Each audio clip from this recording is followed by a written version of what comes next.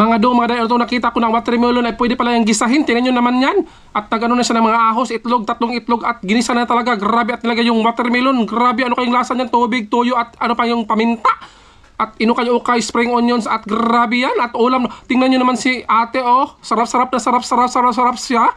Grabe, ano kayong lasa niyan mga dumaday? Hindi tayo magpapatalo niyan mga dumaday. At titilawan din natin, magtitesting din na tayo ng ganyang recipe. Nag-harvest talaga ako ng watermelon. Tingnan nyo naman yan, oh. Grabe yan. Hinarbis ko yan kanina at nakabalot pa sa pag-harvest ko. Grabe yan. Kunti lang yung lutuin natin mga dumaday. Siyempre maghihiwa na tayo ng watermelon. At sa paghiwa nito mga dumaday, mag-ingat talaga kayo. Grabe naman talaga yan.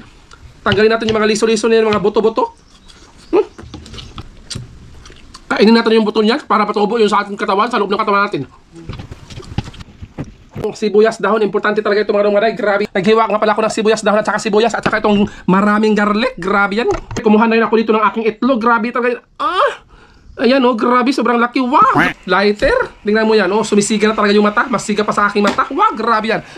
Ilalagay mo yung kaha dito. Siyempre naman, alam ka namang isusog mo yung mga watermelon na yan. Grabe yan. At pagkatapos mga dumaday, kahit hindi pa yan naiinit yung kaha mga dumaday, ilalagay mo ng mantika. Alam nyo ba itong mantika ay last na lang itong mantika namin? Grabe talaga yan. Sa sobrang mahal talagang bilihin, hindi mo talaga maiiwasan na makabsan talaga, mahot man talaga kayo mga stock dito sa bahay. Nakakaloka na talaga yan.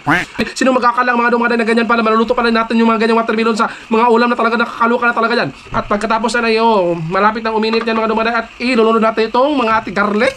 At sa paglulod natin mga garlic mga dumaday, grabe na talaga, mag-ingat kayo, baka talisikan yung mga mukha nyo dyan, magaganon yung mga mata nyo, nakakaluka na talaga yan. Wow, tingnan nyo naman yan.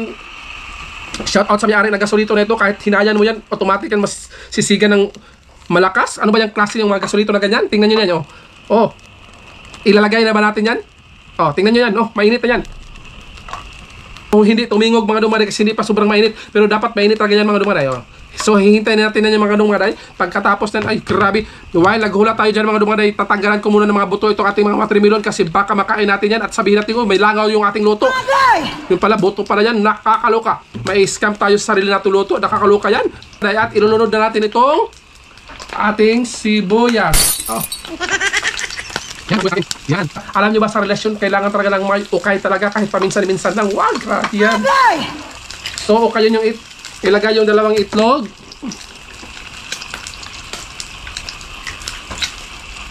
Paminta. Mag-ingat-ingat sa paglagay ng paminta mga dumaday kasi makahatsing kayo niyan sa paminta na yan. Nilagyan niya ng mga patis. Kunting patis lang, tsaka toyo mga dumaday. Yan mga dumaday, toyo. At pagkatapos nan ay pangpalasa. Siyempre mga shoutout dito sa Magic Sarap. Bakit ganan kayo? Kapag nabrihan na yung Magic Sarap at yung mga sa sunod na magtibigol-tibigol, magpupulma na ganito, hindi na maging granules. Siyempre, lagyan natin yan ng pangpalasa ng maliit na bitchin. At tingnan nyo, ukay-ukayin nyo yan mga dumaday. Tingnan nyo naman yan, Yan, tingnan nyo naman, Tingnan nyo, itong watermelon, isabay natin sa sibuyas. Yan na. Grabe talaga. Ano kanyang lasa nito mga dumaday? Ay, nakalimutan ko pala, may tubig pa pala yun. Nakakaluka talaga yan. Dapat may tubig yan, sabaw. Yan. Para naman kung mahilig sa mga sabaw mga dumaday at makakainom din tayo ng mga sabaw niyan. Grabe yan, paggatas ba? Tingnan nyo naman yan mga dumaday. So ngayon, hihintayin natin magbukal-bukalan, magkumukulo yan. Grabe yan. Piris So ngayon, parang kulang siya ng asin mga dumaday. Kukuha muna ako ng asin. Kunting asin na mga dumaday. So tingnan nyo yan, ganyan na talaga yung resulta niya mga dumaday. Ang bango niya mga dumaday, hindi ko inasahang ang amoy niya is parang ulam na talaga. Grabe, excited ako dito mga dumaday. Yan. Tingnan nyo naman yan, parang ang sarap-sarap na. Wow mga dumaday, parang nagluto tayo ngayon ng napakakulay mga dumaday. Ang ganda ng kulay, may yellow, pula, tsaka brown at iba pa. Grabe, at tingnan. Wah, ang sarap niya. Kahit hindi pa natin officially nakakain talaga yung luto na naulam mga dumaday. So kailangan talaga ng unang kulo nito mga dumaday, maluluto na yan kasi yung watermelon, hindi naman yan prutas naman yan sa pagkaalam ko, pero sinagol lang sa recipe. Wow, excited ako dito mga dumaday. Ano kayang lasa nito mga dumaday? Parang luto na tayo ito mga dumaday. Grabe, ang dali lang maluto dito mga dumaday kasi yung itlog talaga mga dumaday, madali niyang maluto. Grabe yan. So, ang amoy niya mga dumaday, grabe talaga. Parang ulam na talaga. Grabe yan. So ngayon mga dumaday, luto na to. So papalungin na natin yung mga yan. Tingnan nyo yan Grabe ang bango. Yung bango niya mga dumaday, grabe, sobrang sarap talaga. Napaka-refreshing ng amoy niya. Tsaka, tingnan nyo yan, grabe yan. First time talaga na maluluto natin, na matitikman natin yung ganyang mga luto sa Thailand. Grabe talaga. So ngayon mga dumaday, unahin natin pagtikim itong sabaw. Grabe. Wow, grabe. Sa totoo lang mga dumaday, hindi mo na malasahan talaga ng watermelon na matamis. Parang ang nalasahan mo talaga dito parang sabaw. Ulam talaga siya na sarap. Mga dumaday, hindi ko nakalaganan pala kasarap yung itlog tsaka watermelon. Grabe. So tikman nga natin yung watermelon tsaka yung may itlog tsaka itong mga ganito. Oh, syempre, wala munang rice.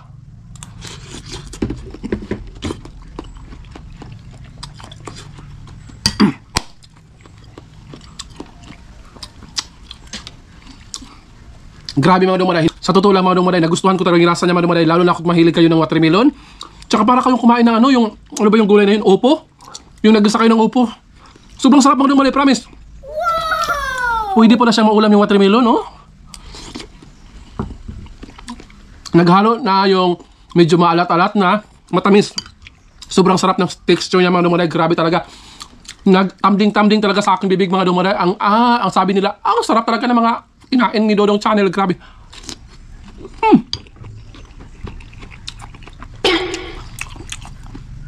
Kapag na-try na ito mga dumaday, grabe, hindi kayo talaga magmahay. So ngayon, isasago natin sa rice. Para naman sabihin natin, para malaman nyo talaga kung anong lasa. Siyempre, Pilipino tayo. Rice talaga is life.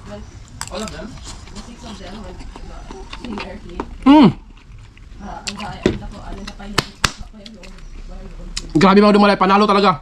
Napakasarap ng recipe na ito mga dumaday. 1 out of 10. 10 talaga yung rate nito or 11. Grabe, masarap talaga siya mga dumaday. Hindi ko in-expect talaga na sobrang ganito kasarap yan.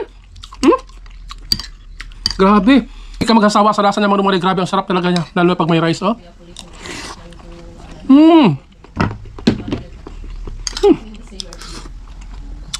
Mga dumaday, sarap. Sobrang sarap, promise.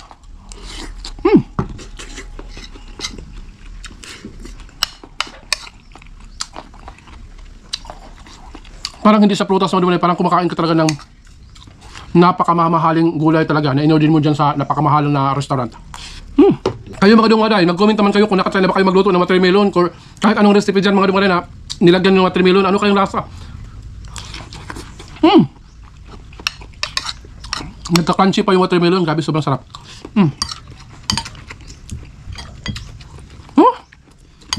Napaka-perfect talaga ng combination. Salamat talaga sa video na yon, grabe.